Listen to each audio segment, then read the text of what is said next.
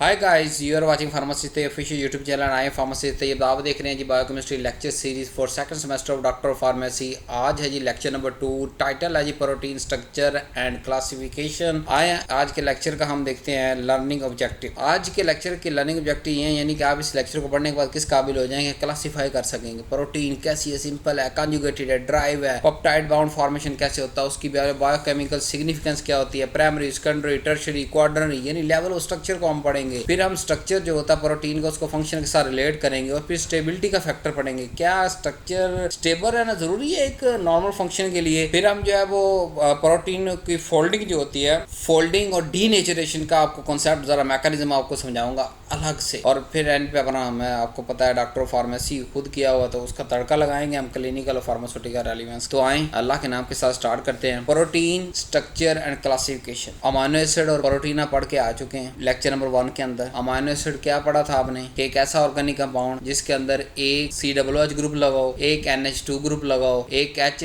Hydrogen लगी हो और साथ में एक R यानी साइड चेन लगी हो, तो उसको कहते हैं हम अमाइनो एसिड। एक से ज्यादा अमाइनो एसिड जुड़े हो तो उसको हम प्रोटीन कह देते हैं। तो उस प्रोटीन की क्लासिफिकेशन पढ़ते हैं। 3 तरह से कंपोजिशन और स्ट्रक्चर की बुनियाद पे 3 तरह से हम क्लासिफाई करते हैं, simple protein, conjugated protein, drive protein. ये जो क्लासिफिकेशन है ये बड़ी अहम है क्लिनिकल डायग्नोस्टिक और ड्रग टारगेटिंग के हवाले से, कि इन्हीं जो क्लासिफिकेशन की बुनियाद पर हम क्लिनिकल डायग्नोस बाज़ दफा करते हैं और इन्हीं की बुनियाद पर हम ड्रग टारगेट भी करते हैं। आगे चल के पढ़ते हैं। पहले देखते हैं what is a simple protein. हर वो प्रोटीन जो compose of amino acid is called simple protein. यानी हमने प्रोटीन को खोला और चेक किया कैसे, उसकी हाइड्रोलाइसिस की, यानी पानी की मौजूदगी के अंदर उसको तोड़ा तो सिर्फ अमाइनो एसिड हमें मिले, सिर्फ अमाइनो एसिड बस, उस प्रोटीन को हम क्या कहेंगे, सिंपल प्रोटीन। जैसे टाइप है हमारे पास albumin, globulin, scleroprotein, histone protein, protamines. Albumin की बात करें ये वाटर सोलुबल है, जैसे सीरम एल्ब्यूमिन। ग्लोबुलिन की बात करें तो ये डिल्यूट साल्ट सॉल्यूशन के अंदर सोलुबल होती है, फॉर एग्जांपल एंटीबॉडीज। स्क्लेरोप्रोटीन की बात करें तो ये स्ट्रक्चर बनाती है, जैसे कोलाजन, केराटिन। हिस्टोन की बात करूं तो ये DNA के साथ एसोसिएट होती है। प्रोटामीन की बात करूं तो ये सिंपलेस्ट प्रोटीन है जो कि रिच होती है आर्जिनिन के साथ। बहुत सारे आर्जिनिन लगे होते हैं और लेकिन इस तरह की होता है, आगे कोई मतलब और चीज इसके अंदर शामिल नहीं होती। तो सिंपलेस्ट प्रोटीन हर वो प्रोटीन जिसके अंदर सिर्फ अमाइनो एसिड मुश्तमिल हो उसको हम कहेंगे सिंपल प्रोटीन। अब ये स्ट्रक्चर के अंदर जैसे मैंने आपको पढ़ाया, नेल, हेयर, बॉडी, बोन, सब चीजों के अंदर जो है ना वो स्ट्रक्चर बनाने के में काम आ रही है। फिर ट्रांसपोर्ट, जैसे सीरम एल्ब्यूमिन है, ये ड्रग को पूरी बॉडी के अंदर ट्रांसपोर्ट करती है और डिस्ट्रीब्यूशन का पूरा मैकेनिज्म सारे का सारा एल्ब्यूमिन पे जो है टिका हुआ है। इम्यून रिस्पॉन्स की बात करें तो एंटीबॉडीज, वो भी हमारे पास सिंपल प्रोटीन है, जैसे ग्लोबुलिन है। सीरम एल्ब्यूमिन को थोड़ा डिटेल के साथ देखते हैं। सीरम एल्ब्यूमिन जो है ना वो हमें लिवर फंक्शन के बारे में बताता है और न्यूट्रिशन के बारे में बताता है। कैसे एल्ब्यूमिन का मोस्ट ऑफ पार्ट जो है, जैसे मतलब 90+ पोर्शन, यानी 100 अगर मॉलिक्यूल बनने हैं तो 90 मॉलिक्यूल, समझाने के लिए, या एक लार्जर पोर्शन जो है वो सिर्फ लिवर ही बनाता है। तो अगर हमें ब्लड का टेस्ट करवाएं और उसके अंदर देखेंगे सीरम एल्ब्यूमिन अपने नॉर्मल मिकदार के अंदर मौजूद है, तो इसका क्या मतलब है कि लिवर नॉर्मल है और वो अपने बाकी फंक्शन भी नॉर्मल कर रहा होगा। हम इसी तरह डिजीज को ढूंढते हैं ना, इसी तरह हम डायग्नोज करते हैं। हमने एक इंडिकेटर रखा होता है कि एल्ब्यूमिन इसने बनाना है, अगर एल्ब्यूमिन कम है मतलब लिवर अपना फंक्शनैलिटी प्रॉपर परफॉर्म नहीं कर रहा। अगर जो है वो सीरम एल्ब्यूमिन की मिकदार पूरी है ब्लड के अंदर, तो इसका मतलब फिर हम सारा कुछ कहते हैं कि जी लिवर अच्छा काम कर रहा है, सही काम कर रहा है, प्रॉपर अपने बाकी जो काम उसने करने होते हैं वो भी सही तरह से कर रहा है, ड्रग मेटाबोलाइज कर रहा है। और दूसरा, अगर बायो फार्मास्यूटिक्स के अंदर जब जाएंगे तो सीरम एल्ब्यूमिन की अगर प्रॉपर मिकदार बन रही होगी तो हम ड्रग की जो डिस्ट्रीब्यूशन है, जो यानी कि ड्रग इसके साथ एल्ब्यूमिन के साथ अटैच हो जाती है ना मोस्ट ऑफ ड्रग्स, और फिर ये इसके साथ ट्रैवल करती हैं। कुछ जो बाकी फ्री बचती हैं ड्रग वो एक्शन परफॉर्म करती हैं, फिर उनका मेटाबॉलिज्म हो जाता है और थोड़ी सी और फ्री हो जाती हैं, फिर और फ्री हो जाती है। फ्री ड्रग हमेशा जो है वो कोई ना कोई बायोलॉजिकल एक्शन या थेरेपेटिक एक्शन बॉडी के अंदर कर रही होती है, बाकी सारी एल्ब्यूमिन के साथ बाइंड हुई होती है। और फिर ये एल्ब्यूमिन उसको ड्रग को, जो drug specific drug most of drug albumin के साथ बाइंड करती हैं, तो वो उनका डिस्ट्रीब्यूशन इसी पे डिपेंड करता है, वो पूरी बॉडी के अंदर उसको बिखेर देता है, जहाँ जहाँ जरूरत होती है वहाँ इस्तेमाल हो जाती है, दूसरी नहीं होती। तो अगर सीरम एल्ब्यूमिन कम है मतलब लीवर फंक्शन भी कम है। नंबर 2, उस डिस्ट्रीब्यूशन भी सही तरह से नहीं हो रही। जिस मर्जी बीमारी का जो है ट्रीटमेंट चल रहा है, अगर उसके अंदर सीरम एल्ब्यूमिन ही प्रॉपर मौजूद नहीं है तो क्या वो ड्रग डिस्ट्रीब्यूट हो पाएगी? लेट्स सपोज अगर वो इसी से डिस्ट्रीब्यूट होनी है तो नहीं हो पाएगी। नंबर 2 इंडिकेशन क्या है जी? न्यूट्रिशन के सीरम एल्ब्यूमिन अगर ब्लड के अंदर कम है और लीवर के हमने दूसरे टेस्ट भी किए, AST, ALT, बाकी सारे टेस्टों के अंदर तो लीवर ओके आ रहा है, सिर्फ सीरम एल्ब्यूमिन जो है एल्ब्यूमिन वो कम है, तो इसका मतलब ये होगा कि लीवर तो ठीक है बट न्यूट्रिशन की कमी है। यानी अगर न्यूट्रिशन हम पूरी देते तो लीवर के अंदर भी लीवर एल्ब्यूमिन को भी बना दे। तो एल्ब्यूमिन कम होने के 2 क्लिनिकल रेलेवेंस हो सकते हैं, या तो लीवर फंक्शन सही नहीं कर रहा, अगर लीवर फंक्शन बाकी सारे टेस्टों से सही परफॉर्म हो रहा है तो न्यूट्रिशन सही प्रोवाइड नहीं कर रहे हैं। क्लिनिकल इंपॉर्टेंस अगर बात करें तो एल्ब्यूमिन एक और बड़ा काम करता है, ऑनकोटिक प्रेशर को मेंटेन करता है। अब ये ऑनकोटिक प्रेशर बड़ा मजेदार है, पहले ब्लड प्रेशर को समझ। ब्लड प्रेशर क्या होता है? ब्लड प्रेशर हमारा जो हार्ट पंप कर रहा होता है ना ब्लड को पूरी बॉडी तक पहुंचने के लिए, जो वो पंप कर रहा होता है पूरी बॉडी तक पहुंचने के लिए, उसको हम कहते हैं ब्लड प्रेशर। कि इस रेट पे पंप जो है वो पंप कर रहा है ब्लड को पूरी बॉडी तक पहुंचने के लिए। अब वो क्या ब्लड प्रेशर क्या करता है कि जो लिक्विड है उसको इंटरस्टिशियस सेल यानी सेल्स के दरमियान तक, यानी कि ब्लड वेसल्स में से भी ब्लड निकल जाता है, फ्लूइड निकल जाता है, और वो इंटरस्टिशियस मतलब बिटवीन द सेल्स, टिश्यू के अंदर जो सेल्स मौजूद होते हैं वहां तक पहुंच जाता है। जबकि ये जो है एल्ब्यूमिन ये हैवी वेट होता है, इसका मॉलिक्यूलर वेट हाई होता है बानिस्बत बहुत सारी प्रोटीन्स के। तो ये क्या करता है, जब ब्लड के अंदर साथ ये एल्ब्यूमिन जा रहा होता है, ये कैपिलरीज को इजीली क्रॉस नहीं कर पाता, जिसकी वजह से क्या होता है कि एक सक्शन क्रिएट करता है। कौन सी सक्शन क्रिएट करता है कि जो फ्लूइड या जो ब्लड कैपिलरीज के थ्रू निकल के इंटरस्टिशियल सेल तक पहुंच गया था, यानी बिटवीन 2 सेल के दरमियान में जो जगह होती है इंटरस्टिशियल कहते हैं, वहां तक पहुंच गया था ब्लड प्रेशर की वजह से। जब एल्ब्यूमिन कैपिलरीज में से गुजरता है जो कि बड़ा औखा गुजरता है, तो वो सेक्शन एक पुल क्रिएट करता है कि वो सारे का सारा जो लिक्विड कैपिलरी से निकल के बाहर टिश्यू तक पहुंच चुका था वो अंदर आ जाता है। बात समझ रहे, ये वाइस वर्सा है। यानी ब्लड जब पंप करता है, ब्लड प्रेशर उसको कहते हैं, और वो प्रेशर क्या करता है कि हमारी पूरी बॉडी तक ब्लड भी पहुंचाता है, प्लस कैपिलरी लेवल पे जब ब्लड और लिक्विड लीक आउट हो जाते हैं कैपिलरी से या ब्लड वेसल से to the cells, tissue cell तक पहुंचते हैं और इंटरस्टिशियल जो फ्लूइड होता है उसके अंदर मिक्स हो जाते हैं। बट जब ये एल्ब्यूमिन कैपिलरीज में से गुजरता है या ओवरऑल पूरी जो ब्लड वेसल्स के अंदर मौजूद होता है, तो जहां जहां पॉसिबल होती है वहां ये ऑनकोटिक प्रेशर अप्लाई करता है। वो इंटरस्टिशियल जो कंपोनेंट गया हुआ था ब्लड का, चाहे ब्लड या कोई दूसरा लिक्विड, वो भी वापस आ जाता है। इस तरह क्या होता है कि ओवरऑल हमारे ब्लड का वॉल्यूम रिमेन सेम रहता है और हमारा जो है वो दोबारा फिर ब्लड प्रेशर के थ्रू फिर डिस्ट्रीब्यूट हो जाता है, एल्ब्यूमिन उसको फिर वापस ले आती है। ओवरऑल जो है वो बॉडी का blood level plus liquid level maintain रहता है। दूसरा मैं आपको पढ़ा चुका हूँ कि अगर लीवर डिजीज होगी तो एल्ब्यूमिन सही मिकदार में नहीं बनेगा, या मेल न्यूट्रिशन होगी, बात का लीवर नॉर्मल होगा लेकिन मेल न्यूट्रिशन होगी कि वो इंग्रेडिएंट जो एल्ब्यूमिन को बनाने के लिए चाहिए वो ही नहीं मौजूद, तो फिर लीवर कहाँ से बनाएगा? तो न्यूट्रिशन की कमी भी हो सकती है। अब फार्मासिस्ट का यहाँ क्या काम है? एक तो इन चीजों को प्रेडिक्ट करना, प्लस जैसे मैंने आपको डिस्ट्रीब्यूशन का पढ़ाया कि एल्ब्यूमिन की वजह से ये ड्रग पूरी डिस्ट्रीब्यूट होती है, और जहाँ पे मैंने फ्री ड्रग का पढ़ाया कि फ्री ड्रग फार्माकोलिकल एक्टिव होती है, जो एल्ब्यूमिन के साथ बाइंड की हुई वो फार्माकोलिकल एक्टिव नहीं है। फिर जो फ्री होती है उसके खास टाइम के बाद उसका मेटाबॉलिज्म हो जाता है क्योंकि ब्लड के अंदर घूम रही होती है बार बार, तो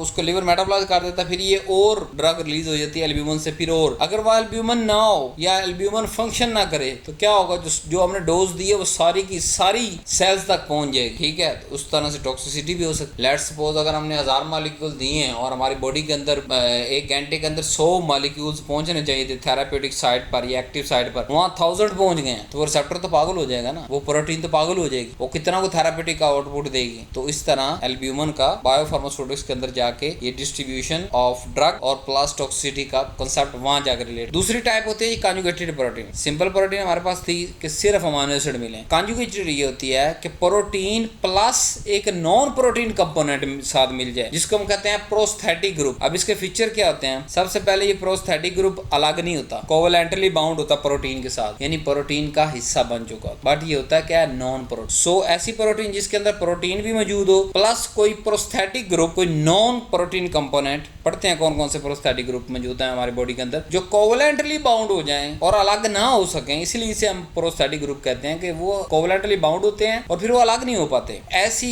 इसको कहते हैं कंजुगेटेड प्रोटीन। अब टाइप की बात करें, ग्लाइकोप्रोटीन के अंदर carbohydrate as a prosthetic group है, यानी कार्बोहाइड्रेट प्लस प्रोटीन बाउंड कर जाता है, जैसे इम्यूनोग्लोबुलिन। लिपोप्रोटीन की बात करें प्रोस्थेटिक ग्रुप HDL और LDL, यानी high density lipoprotein, low density lipoprotein. Phosphoprotein की अगर बात करें तो यहाँ phosphate as a prosthetic group है, कैसीन प्रोटीन का नाम है। मेटालो प्रोटीन का बात करें तो मेटल आइन है, जैसे हीमोग्लोबिन है, वहाँ हीम ग्रुप जो है, आयरन हालांकि है वो मेटल है लेकिन फिर भी प्रोटीन के साथ बाइंड हुआ है और कोवलेंटली बाउंड हुआ है, अलग नहीं हो सकता। न्यूक्लियोप्रोटीन की बात करें तो न्यूक्लिक एसिड जो है प्रोटीन के साथ बाइंड हो जाता है, जैसे राइबोसोम्स। अब ये बायोलॉजिकल एक्टिव होते हैं but in conjugated form. Conjugated protein अगर लेट्स सपोज हम किसी भी तरीके से नॉन प्रोटीन कंपोनेंट रिमूव कर दें या अभी तक नॉन प्रोटीन कंपोनेंट इनके साथ जुड़ा ही नहीं, सिर्फ प्रोटीन मौजूद है, तो क्या वो सिर्फ प्रोटीन फंक्शन करेगी? नहीं करेगी अगर वो कंजुगेटेड क्लास से है। इसके साथ प्रोस्थेटिक ग्रुप लगेगा, नॉन प्रोटीन कंपोनेंट लगेगा तो ही वो बायोलॉजिकल एक्टिव होंगी। फार्मास्यूटिकल इंपॉर्टेंस की अगर बात करें तो लिपोप्रोटीन ड्रग ट्रांसपोर्ट के अंदर, एरिथ्रोसेक्लेरोसिस के अंदर। एरिथ्रोसेक्लेरोसिस ये होता है सिंपल जबान के अंदर के ब्लड के अंदर जो है ना वो ब्लड वेसल्स के अंदर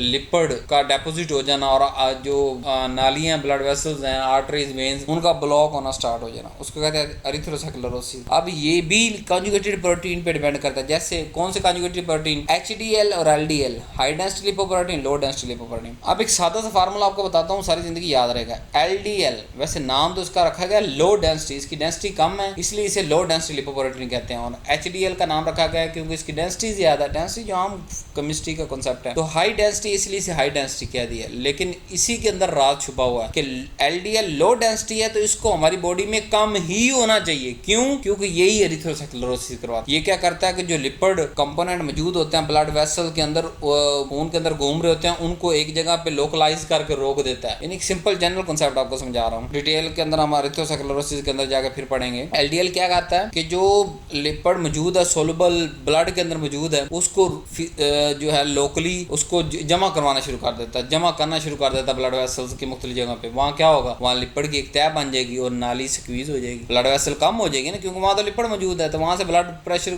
जो प्रेशर के साथ गुजरना मुश्किल हो जाएगा। फिर दिल को ज्यादा प्रेशर लगाना पड़ेगा उस नाली में से ब्लड गुजारने के लिए, तो ओवरऑल ब्लड प्रेशर तेज हो जाएगा। जब नालियां तंग होंगी तो ब्लड को ज्यादा पंप करना पड़ेगा ना, हार्ट को ब्लड को पंप करने के लिए। और HDL क्योंकि इसका नाम हाई डेंसिटी लिपोप्रोटीन है, तो यहाँ से आप याद रख सकते हैं कि ये हमारी बॉडी में होनी भी हाई चाहिए। क्यों? क्योंकि ये वो जो डेपोजिट या नियर टू डेपोजिट लिपिड है हमारी ब्लड वेसल के अंदर, उनको रिमूव करवाता है, हमारी ब्लड वेसल्स को ओपन रखता है, एरिथ्रोसेक्लेरोसिस नहीं होने देता। और अगर एरिथ्रोसेक्लेरोसिस नहीं होगा यानी नालियां तंग नहीं होंगी सादा जबान के अंदर लिपिड के साथ, तो क्या होगा, हम एरिथ्रोसेक्लेरोसिस से बच जाएं। नेक्स्ट क्लासिफिकेशन हमारे पास है ड्राई प्रोटीन। अब ड्राई प्रोटीन नाम से जाहिर है कि ये होती तो नहीं है पर ये कहीं से ड्राइव हुई है, मतलब ऐसी प्रोटीन जो पार्शियल हाइड्रोलाइसिस में, मतलब वाटर की मौजूदगी के अंदर ब्रेक हुई और उसका कोई कंपोनेंट बना, वो उसको हम कहते हैं ये, क्योंकि ये प्रोटीन की हाइड्रोलाइसिस हुई है तो ये पार्ट बना, कोई चीज बनी, उसे हम कहें ड्राई प्रोटीन। या डीनेचुरेशन के बाद जो बनती है, कॉन्सेप्ट आगे पढ़ते हैं हम, डीनेचुरेशन। तो मतलब ओरिजिनली नेचुरली ये मौजूद नहीं थी और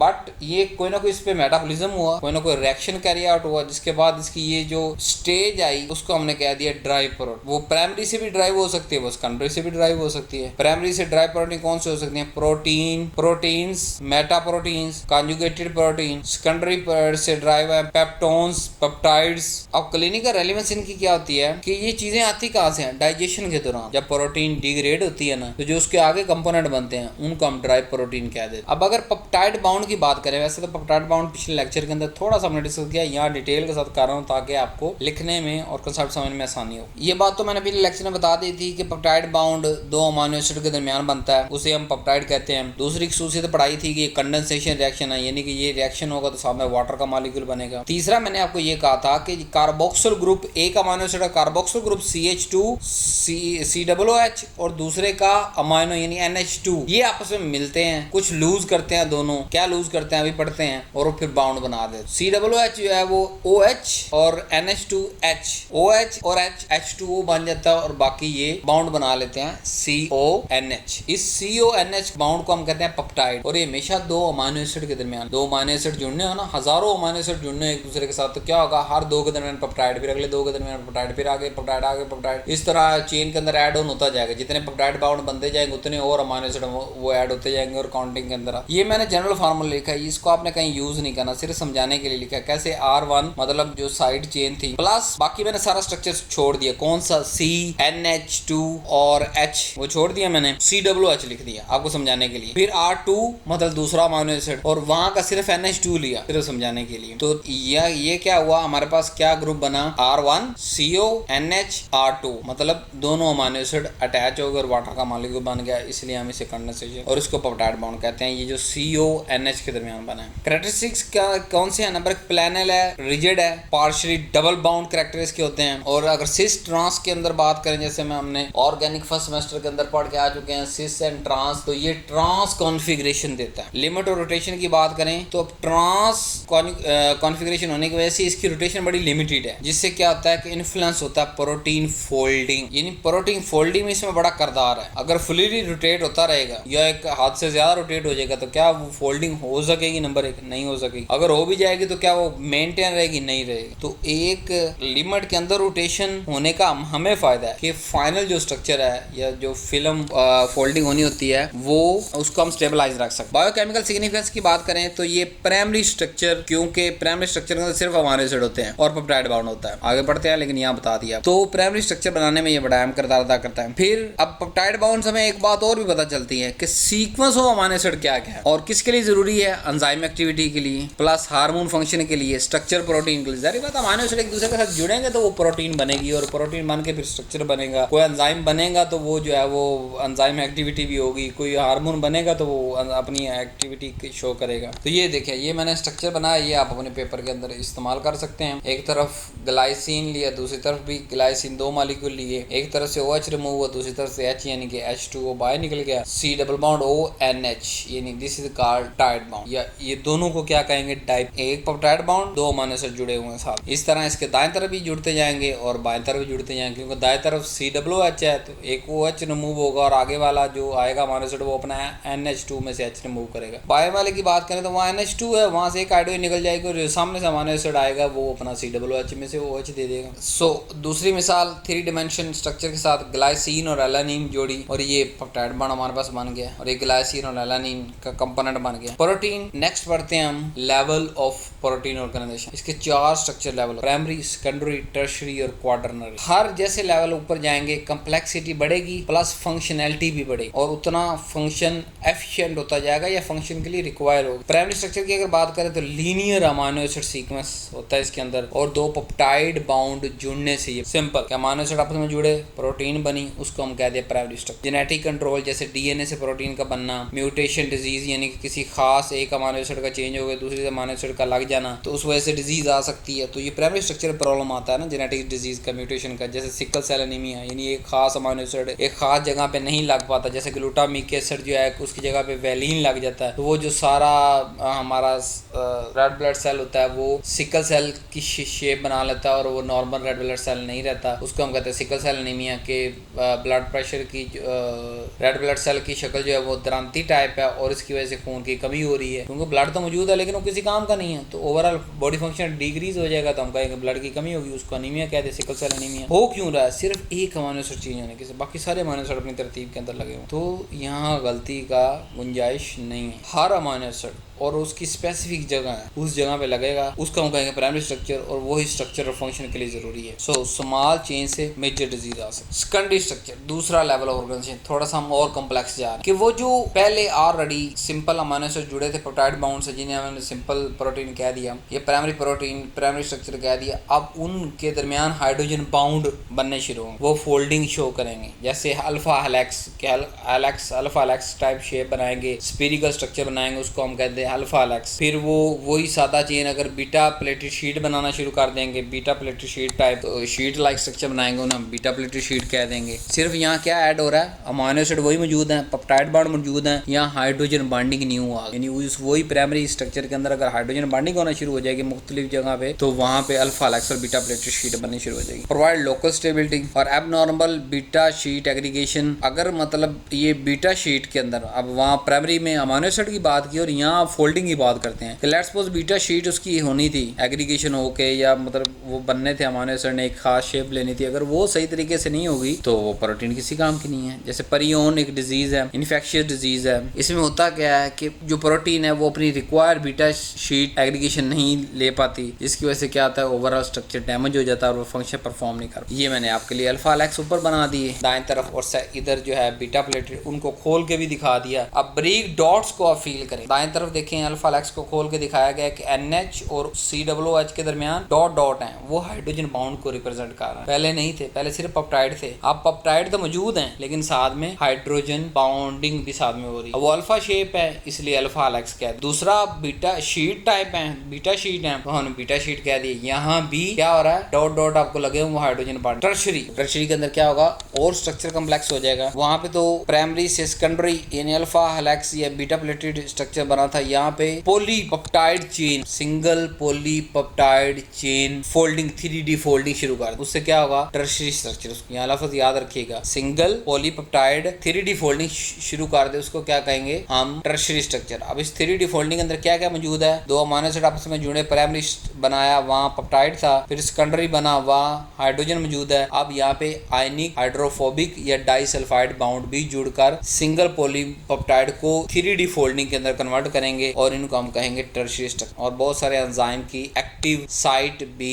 इसी 3D फोल्डिंग की वजह से बनी होती है, टर्शरी स्ट्रक्चर होता है वो। और ड्रग इस पे बाइंड करते हैं, टर्शरी स्ट्रक्चर पे ड्रग की बाइंडिंग डिपेंड कर रही है। अगर ये एक्टिव साइट जो है एंजाइम की सही नहीं बनेगी टर्शरी स्ट्रक्चर की वजह से, तो क्या ड्रग बाइंड होगी, नहीं होगी। लास्ट क्वाड्रनरी स्ट्रक्चर, टर्शरी पे मैंने आपको कहा सिंगल पॉलीपेप्टाइड चेन आपस में 3D फोल्डिंग। अब एक से ज्यादा पॉलीपेप्टाइड चेन जब एसोसिएट होना शुरू हो जाए, जैसे हीमोग्लोबिन 4 सब यूनिट है, 2 अल्फा 2 बीटा, चारों ने आपस के अंदर 3D जो है वो फोल्डिंग बनाना शुरू कर दी है, यानी कि बहुत सारी पॉलीपेप्टाइड्स ने इकट्ठा होकर एक कम्प्लेक्स स्ट्रक्चर बनाना शुरू कर दिया, उसको कहते हैं क्वाड्रनरी। कोऑपरेटिव बॉन्डिंग होती है यहाँ पे और कम्प्लेक्स रेगुलेशन होती है। अब यहाँ पे प्राइमरी का पेप्टाइड बाउंड भी मौजूद है, सेकेंडरी का हाइड्रोजन भी, और टर्शरी का आयनिक बाउंड या हाइड्रोफोबिक इंटरेक्शन या डाइसल्फाइड बाउंड भी मौजूद है। प्लस न्यू क्या आई, कोऑपरेटिव बॉन्डिंग आई और कम्प्लेक्स रेगुलेशन के थ्रू क्वाड्रनरी स्ट्रक्चर बनना शुरू हुआ। अब यहाँ अगर स्ट्रक्चर चेंज आता है, लेट्स सपोज, क्या फंक्शन मेंटेन रहेगा, नहीं रहेगा। हर स्टेप पे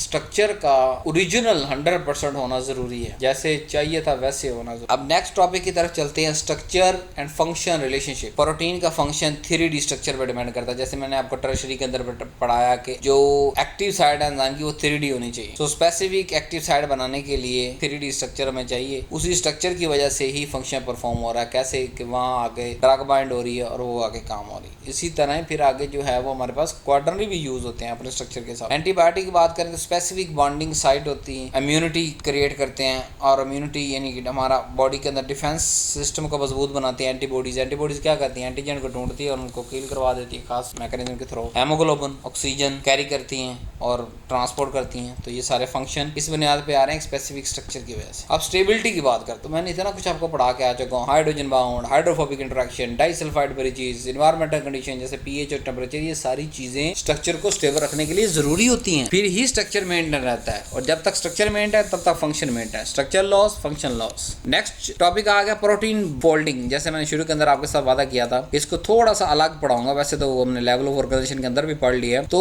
ऐसा प्रोसेस जिससे 3D स्ट्रक्चर बने उसको कहते हैं प्रोटीन फोल्डिंग। होता कैसे, स्पेसिफिकली बाज़ दफा तो स्पॉन्टेनियस स्टेप बाय स्टेप अगला स्टेप होता जा रहा होता है। बाज़ दफा हमारे पास कैप्रियन प्रोटीन्स रिक्वायर होती हैं। अब ये कैप्रियन प्रोटीन्स क्या होती हैं, ये एडिशनल प्रोटीन्स होती हैं हमारी बॉडी के अंदर। अब ये स्ट्रक्चर का हिस्सा नहीं बनती, ये जिसको 3D फोल्डिंग करवा रही है उसका हिस्सा नहीं बनेगी, बट उसको फोल्डिंग और इंटरेक्शन करवाने के अंदर, मतलब उस खास स्पेसिफिक प्रोटीन को 3D के बदलने के अंदर इसका बड़ा किरदार होता है। और एंड पे ये अलग हो जाती हैं। कैप्रियन प्रोटीन का स्पेसिफिक कैरेक्टरिस्टिक क्या है कि ये हिस्सा नहीं बनती, बट बहुत सारी 3D स्ट्रक्चर इसी की वजह से हो रही है। इसके अंदर हाइड्रोफोबिक इंटरेक्शन आ जाएंगी और उसके बाद जो है वो फ्री एनर्जी वो मिनिमम होगी। आपको पता है बाउंड कब अच्छा बनता है, जब फ्री एनर्जी कम से कम होती है, जल्दी बन जाता है स्पॉन्टेनियस। सो अगर प्रॉपर फोल्डिंग होगी तो प्रॉपर फंक्शन होगा। क्लिनिकल एस्पेक्ट की बात करें, अल्जाइमर और पार्किंसन जो है ये totally protein miss folding problem है। अल्जाइमर, पार्किंसन, सिस्टिक फिब्रोसिस, ये डिजीज क्या होती हैं, ये सारी की सारी मिस फोल्डिंग की वजह से होती हैं कि जो रिक्वायर्ड प्रोटीन है वो फोल्ड नहीं होती। जैसे अल्जाइमर की बात करें, आपको पार्किंसन की बात करूं तो वो वहां जाके खराब डिफेक्टेड प्रोटीन जमा होना शुरू हो जाती हैं। अब वो खराब डिफेक्टेड प्रोटीन ने तो फंक्शन तो परफॉर्म नहीं करने, फंक्शन लॉस हो जाएगा, तो अल्जाइमर की कंडीशन सिम्टम्स आना शुरू हो जाएंगी। अगर पार्किंसन तो पार्किंसन की सिम्टम्स आना शुरू हो जाएंगी। तो जो बेसिक रिक्वायर्ड प्रोटीन थी ना वो ना होने की वजह से ये सारा कुछ होता है। तो मिस फोल्डिंग, इसलिए मैंने आपको पढ़ाया फोल्डिंग, ताकि आप मिस फोल्डिंग को समझ सकें। और इन डिजीज को फिर हम जब अल्जाइमर और पार्किंसन को डिटेल में पढ़ेंगे तो तब फिर मैं डिटेल में पढ़ाऊंगा कौन सी प्रोटीन कहाँ से आई और कैसे वो किस स्टेप पे मिस फोल्ड हुई, यानी प्रॉपर्ली फोल्ड ना हो सकी, तो वो ये बीमारी जन्म लेती। नेक्स्ट टॉपिक, प्रॉमिस के मुताबिक प्रोटीन डीनेचरेशन। प्राइमरी छोड़ दें, सेकेंडरी, टर्शियरी और क्वाड्रनरी, ये चारों स्ट्रक्चर बनने के बाद भी खराब हो सकते हैं। और बनने के बाद या बाद बस टर्शियरी बना और फिर वो खराब हुआ, या क्वाड्रनरी बन के क्वाड्रनरी खराब हो, प्राइमरी नहीं, क्योंकि प्राइमरी के अंदर पेप्टाइड बाउंड है तो पेप्टाइड बाउंड तो खराब नहीं होता। उसको छोड़ के बाकी सारा किसी भी लेवल पे हो सकता है। जरूरी नहीं कि टर्शियरी हो, जरूरी नहीं सेकेंडरी हो, क्वाड्रनरी हो, पढ़ा आपको क्या रहा हो, तीनों में से किसी भी लेवल पे प्रोटीन डीनेचर हो जाती है, मतलब जो उसका ओरिजिनल स्ट्रक्चर वो लॉस हो जाता है। वजह हीट उसको लग गई जरूरत से ज्यादा, पीएच चेंज होगी जरूरत से ज्यादा, ऑर्गेनिक सॉल्वेंट के अंदर हमने डाल दिया, हैवी मैटर के अंदर डाल दिया, रेडिएशंस अगर उसको आ गई तो क्या होगा, लॉस ऑफ बायोलॉजिकल एक्टिविटी हो जाएगी, प्रोटीन प्रेसिपिटेट कर जाएगी, कोएगुलेशन होगी। जैसे कि वाइट एग वाइट जो उसकी कोएगुलेशन हो जाती है जैसे हम उसको हीट देते हैं, ठीक है, तो वो क्या प्रोटीन डीनेचरेशन। तो फार्मास्यूटिकल पॉइंट ऑफ व्यू से बड़ा अहम है कि अगर हम protein based drug storage system बना रहे हैं, उस प्रोटीन जो बेस्ड ड्रग स्टोरेज सिस्टम है उसमें काम कौन करेगा, स्टोरेज का, प्रोटीन स्टोरेज के तौर पे काम करेंगे ना, जिस चीज को हमने उसके अंदर स्टोर किया ड्रग। अगर प्रोटीन डीनेचर हो जाएंगे क्या वो ड्रग सही रह पाएगी जिसको स्पेसिफिक स्टोर किया जा रहा है, नहीं। तो इसीलिए हम डीनेचरेशन का प्रोसेस पढ़ते हैं और समझते हैं और हम इसकी बुनियाद पे पूरी ड्रग डिलीवरी सिस्टम बना देते हैं, पूरा स्टोरेज सिस्टम बना देते हैं कि ड्रग कोई और है बट उसको स्टोर करने के लिए लंबे अरसे के लिए हम प्रोटीन का सहारा लेते हैं। लेकिन अगर वही प्रोटीन जो स्टोर करने में मदद कर रही है, शेल्फ लाइफ बढ़ाने में मदद कर रही है, हाफ लाइफ बढ़ाने में मदद कर रही है, हाफ लाइफ तो नहीं आप कह सकते शेल्फ लाइफ यानी एक्सपायरी बढ़ाने में मदद कर रही है, यानी अगर प्रोटीन बेस्ड सिस्टम हम ना बनाए स्टोरेज का, लेट्स सपोज वो 1 साल तक एक्सपायर हो जाएगी, तो इससे बनाने से 3 साल के अंदर एक्सपायर हो रही है, तो क्या होगा, ये हमारे लिए फायदेमंद है। तो प्रोटीन हमारे लिए फायदेमंद है। तो फिर जब प्रोटीन यूज करेंगे तो हमारे ज़हन में होना चाहिए कि ये प्रोटीन डीनेचर हो सकती है हीट से, पीएच से, organic solvents, heavy metals, radiation से। तो फिर हम उस प्रोडक्ट पे ये सारी चीजें मेंशन कर देंगे कि इन सब चीजों से बचा के रखना है आपको। अगर आपका स्टोरेज सिस्टम सही रहेगा तो अंदर वाली चीज आपकी सही रहेगी। ड्रग, तो ड्रग की स्टेबिलिटी के लिए बड़ा जरूरी है। ये मैंने आपको बना के दिखा दिया। लेट्स सपोज ये फंक्शनल प्रोटीन थी, ये डीनेचर हुई, लेकिन फिर भी देखे ना डीनेचर के बाद गोल गोल बीड्स 10 भी लाइक हो गए। इसका क्या मतलब कि पेप्टाइड बाउंड नहीं गया, मतलब ये प्राइमरी स्ट्रक्चर इसके अंदर डीनेचर होने के बाद भी मौजूद है, चाहे सेकेंडरी से बना, चाहे टर्शियरी से बना, फिर चाहे उससे बना क्वाड्रनरी स्ट्रक्चर से बना, बट प्राइमरी नहीं लॉस हो। लेकिन अब ये किसी काम का भी नहीं है। अगर प्राइमरी लॉस नहीं भी हो रहा तो कोई बात हो सकता है। लेट्स सपोज ये अगर प्रोटीन सेकेंडरी के बाद फंक्शनल हुई थी तो ये सेकेंडरी में रहती तो हमारी फंक्शन है, वापस प्राइमरी में चले जाना कोई बड़ा कारनामा नहीं है। लेकिन इस प्रोसेस को कहते हैं डीनेचरेशन, प्रोटीन का खराब। लेकिन बार बार पढ़ाने का मकसद ये है कि प्राइमरी स्ट्रक्चर की डीनेचरेशन नहीं हो सकती। अब clinical pharmaceutical relevance of structural change और तड़का लगा लें हम। क्लिनिकल इंपॉर्टेंस की बात करें तो जैसे हम पढ़ा के आ चुका हूँ, प्रोटीन मिस फोल्डिंग की वजह से पूरी की पूरी बीमारी जन्म लेती है। Alzheimer disease, Parkinson disease, पेरियन disease, genetic disorder की वजह से। जेनेटिक मतलब जो कोड था उसी की बुनियाद पे हमने आगे अमीनो एसिड जुड़ने थे, वो कोड वहाँ गलत है या उसको रीड गलत हुआ तो क्या हुआ, ग्लाइसिन की जगह वैलीन लग गया, वो पूरी की पूरी जो प्रोटीन बनी वो बेड़ा गर्क होगी, वो हमारे किसी काम। एंजाइम डेफिशिएंसी, अगर प्रॉपर फोल्डिंग हो के एक्टिव साइड ही सही नहीं बनेगी तो क्या वो एंजाइम कल को काम आएगा, उसके सबस्ट्रेट लगेगा, नहीं लगेगा। फार्मास्यूटिकल पॉइंट ऑफ व्यू से जैसे अभी स्टेबिलिटी में आपको पढ़ा के आया हूँ कि लेट्स सपोज प्रोटीन बेस हम स्टोरेज कर रहे हैं तो उसको टेम्परेचर, पीएच और मैकेनिकल स्ट्रेसर वगैरह से दूर रखना है ताकि हमारा वो स्टोरेज सिस्टम प्रोटीन का मेंटेन रह सके और उससे ड्रग स्टेबल रहती है। ड्रग डिजाइनिंग से बुनियाद पे कर सकते हैं। लेट्स सपोज अगर वो ड्रग पॉसिबल ही नहीं है किसी और सिस्टम के अंदर तो हम प्रोटीन बेस्ड स्टोरेज सिस्टम का बना देते हैं और रैशनल ड्रग डिजाइन करते हैं। प्रोटीन फार्मुलेशन की बात करें तो स्टेबलर यूज टू प्रिवेंट डीनेचरेशन, हम स्टेबलाइजर भी यूज करते हैं बाज़ दफा डीनेचरेशन को बचाने के लिए। वैक्सीन डेवलप करते हैं तो प्रोटीन स्ट्रक्चर डिटरमाइंड होता है एंटीजेनिसिटी। तो स्ट्रक्चर की बुनियाद पे वैक्सीन डेवलप हो जाते हैं। लेबोरेटरी एंड डायग्नोस्टिक रेलेवेंस की अगर बात करें तो denaturation test assess the protein stability. ये टेस्ट हम क्यों करते हैं, जैसे मैंने आपको कहा ना कि हर लेक्चर के अंदर मैं आपको तड़का लगाऊंगा लेबोरेटरी और डायग्नोस्टिक का, ताकि आखिरी वाला चैप्टर आपको फ्री में हो जाए। तो डीनेचरेशन टेस्ट क्यों करते हैं हम, चेक करने के लिए कि प्रोटीन स्टेबल भी है कि नहीं। इलेक्ट्रोफोरेसिस का पूरा कॉन्सेप्ट पढ़ाऊंगा, ये प्रोटीन को अलग अलग करने के लिए, सेपरेट करने के लिए, और बहुत ज्यादा रिसर्चेज के अंदर यूज होता है। ये बायोमार्कर के तौर पे अगर बात करें तो बायोमार्कर डिपेंड होता है स्ट्रक्चर पे, कि वो specific structure as a biomarker के तौर पे इस्तेमाल होता है, कि उससे हम कोई ना कोई डिजीज या कोई ना कोई इवेंट को प्रेडिक्ट करते हैं कि ये होने वाला, ये नहीं होने वाला। जैसे ट्रोपोनिन की मिकदार हमें कार्डियक इंजरी के बारे में बता देती है, एल्ब्यूमिन की मिकदार हमें लीवर फंक्शन के बारे में बता देती है। So thank you very much. उम्मीद है आपको लेक्चर पसंद आया होगा। ज्यादा लेंथी मैं नहीं करना चाहता, आप लेवल तक ये लेक्चर परफेक्ट है, और सारे लेक्चर इसी तरह आपके लिए परफेक्ट बनाए जा रहे हैं। ये लास्ट में मैंने थोड़ा सा अटैच कर दिया है, पहले मैं शुरू में अटैच करता था, अब हर लेक्चर के लास्ट में अटैच किया है कि इस फर्स्ट चैप्टर का सेकंड लेक्चर देख लिया आपने। तो बाकी नीचे 19 लेक्चर आपका वेट कर रहे हैं, तो 19 बाकी लेक्चरों के अंदर मुलाकात होती है। टाइटल आपके सामने, कोई आपको चाहिए तो टाइटल लिखें। जैसे आपको चाहिए प्रोटीन मेटाबॉलिज्म डिसऑर्डर, तो आप लिखे protein metabolism disorder by pharmacist Tayyab official, तो आपको मेरी वीडियो निकल के सामने आ जाएगी। नहीं तो क्योंकि अभी मेरे बहुत सारी सीरीज को, इसको भी उम्मीद है यूट्यूब ने एज ए कोर्स डिक्लेयर किए हुए हैं, तो एक दफ़ा आप किसी भी वीडियो पे क्लिक कर देंगे तो आपको पूरा कोर्स, ये 19 वीडियोस शो हो जाएंगी। अगर उसके अलावा कोई वीडियो साथ में नीचे अटैच है तो वो भी आपके लिए, ये आपके किसी खास कॉन्सेप्ट को दोबारा एलैबोरेट करने के लिए, या किसी न्यू रिसर्च पे आपको ब्रीफ करने के लिए, आपके सिलेबस के हिस्से के तौर पे इस कोर्स के अंदर जो वीडियोस आ रही हैं उन सब वीडियोस। लास्ट में बुक अवेलेबल है सेकंड सेमेस्टर की। अगर आप ये लेक्चर आपको पसंद आ रहे हैं तो बुक इससे फिर हजारों दर्जे बेहतर। आपको पता लेक्चर के अंदर हर चीज डिलीवर करना बड़ा मुश्किल हो जाता है, बट बड़ा खास डिफरेंस है लेक्चर और बुक के अंदर। बुक को बुक लेवल पे जाके लिखा गया है, डिटेल्ड थ्योरी दी गई है, एमसीक्यूज,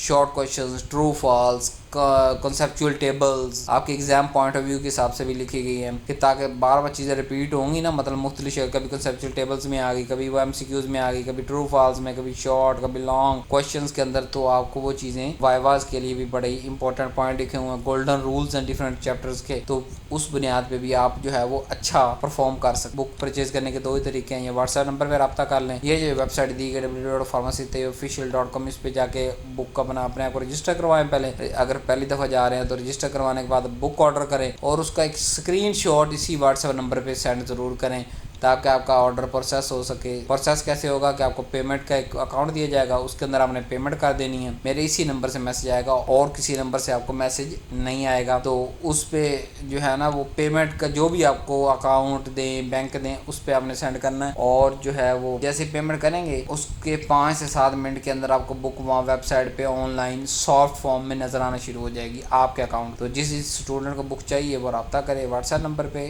या वेबसाइट पे भी रब्ता कर सकता है। लेकिन वेबसाइट पे ऑर्डर करने के बाद स्क्रीनशॉट व्हाट्सएप पे जरूर सेंड करें, ताकि बहुत सारे ऑर्डर पर डे आ रहे होते हैं, तो जो व्हाट्सएप पे आते हैं उनको ज़रा थोड़ा सा जल्दी बुक अवेलेबल हो जाती है एज़ कम्पेयर टू के सिर्फ वेबसाइट पे करके आप इंतज़ार में बैठ जाएँ कि जी हमारा ऑर्डर पास होगा और वो आगे प्रोसेस हो। So thank you very much. अगले लेक्चर में मुलाकात होती है। एक छोटी सी रिक्वेस्ट, वीडियो को लाइक किया करें, चैनल को सब्सक्राइब करें, और इसको अपने दोस्तों के साथ शेयर करें, अपने क्लास फेलोज के साथ शेयर करें। हो सकता है आपको ये चैप्टर अच्छा आता हो लेकिन किसी दूसरे स्टूडेंट को ना आता हो, उसको बेसिक की ज़रूरत हो। तो मैं, आपको पता है मेरा पहले दिन से पहली सीरीज आज से 6 साल पहले जो अपलोड की थी, बेसिक से एडवांस पूरी बुक आपको पढ़ाता हूँ, ताकि आप जो मर्जी चैप्टर चाहें देख सकें। अभी रिसेंट जब ये वीडियो रिकॉर्ड कर रहा हूँ तो एक किसी वीडियो के नीचे कमेंट आ रहा था कि सर मेरा कल जो है वो पेपर है और आज रात को आपको मुझे ये वीडियो मिल गई है और मेरा कॉन्सेप्ट क्लियर हो गया, कल मेरा पेपर अच्छा हो सकता। तो इस तरह अगर स्टूडेंट्स को आखिरी रात के अंदर लेक्चर मिल रहा है और वो पहुंच रहे हैं तो उससे अच्छा नहीं आप